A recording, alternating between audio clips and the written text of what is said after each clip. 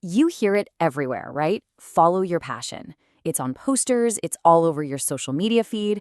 But what if, in the absolute pressure cooker that is modern India, that's the single worst piece of advice you could ever get? We're about to jump into a debate that really pits our dreams against our reality. And trust me, it gets personal. So, one side of this fight comes out swinging. I mean, look at this statement. It's not just saying the advice is bad, it's calling it irresponsible. That's a powerful claim, and it really sets the stage for a major clash. And right away, we get the counterpunch. The argument here is simple. That first statement, that's just fear talking. And the real tragedy isn't failing at your passion, it's living a life without one in the first place. Okay, so where does this whole accusation of irresponsibility even come from? Let's unpack this from the pragmatist's point of view, which basically argues that in India, the stakes are just way too high for feel-good slogans. You see, this isn't some abstract philosophical debate. This is about the very real, very specific pressures we face in India. We're talking about insane competition for jobs, for education, and then there's the huge weight of family expectations. So the question becomes, is follow your passion actual wisdom, or is it a luxury that most people simply can't afford? At the heart of this whole thing are two completely different ways of looking at the world. On one side, you have the idealist, and on the other, the pragmatist. Let's break down how they think. The idealist logic is pretty straightforward. Start with what you love. The core belief is that if you're passionate, you'll become excellent at it, and once you're excellent, the money will naturally follow. But the pragmatist, they're like, hold on a second. For them, the starting line is totally different. It's not about passion, it's about survival. You have to build a foundation first, because you can't really afford to dream if you can't afford to fail. So, what happens when these two philosophies smash into the harsh realities of life? Well, this is where the debate stops being theoretical and gets very, very real. Here it is. This is the central pillar of the idealist's entire argument. It's the big promise, right? If you just get good enough at what you love, the financial rewards are pretty much inevitable. And boom, here's the immediate grounding comeback from the pragmatist. This question cuts right to the chase. Privilege. That whole process of becoming excellent enough for it to pay off, that takes time. And time requires a financial safety net that, let's be honest, a lot of people just don't have.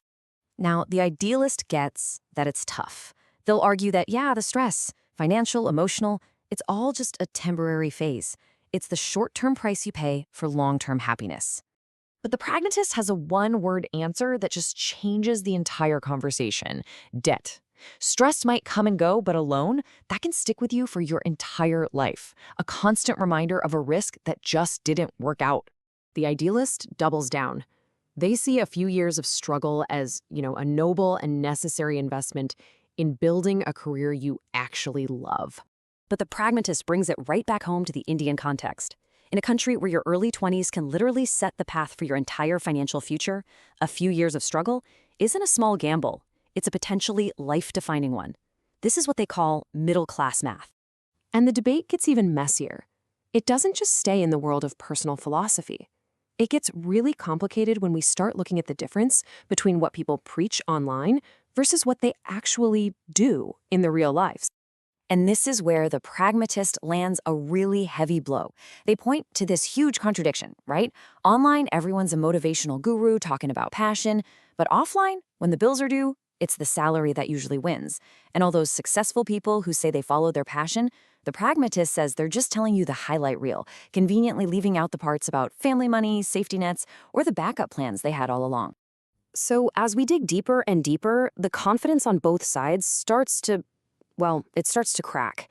And what's underneath are the very real anxieties that fuel each point of view. This brings us to the toughest part of this whole conversation. You see, this isn't a simple case of right versus wrong. It's really a clash of two very real, very deep fears. The idealist is terrified of a kind of spiritual death, waking up at 50, bitter, full of regret, just haunted by the what if. But the pragmatist, they fear a more immediate material death. The daily grind of anxiety, of instability, or just surviving is a constant battle. The argument is that in India, you're basically forced to choose which of these fears you're more willing to live with. And this brings us to a really interesting question that sort of reframes the whole debate. Maybe it's not about being privileged enough to follow your passion. Maybe it's about being prepared enough. Having a plan, having that safety net, maybe sequencing your dreams instead of just taking a blind leap of faith. And so, in the end, this debate doesn't really give us any easy answers. It just leaves us with a final, kind of brutal choice. On one side, you have the risk of spectacular public failure. The financial mess, the whispers from relatives, just knowing you gambled and lost. And on the other side, well, it's a quieter kind of failure. It's a life spent in safety, but always haunted by the ghost of the person you might have become. It's that silent, internal regret of knowing you never even really tried. So, yeah, there's no right answer here. The debate just ends by turning the question back on you.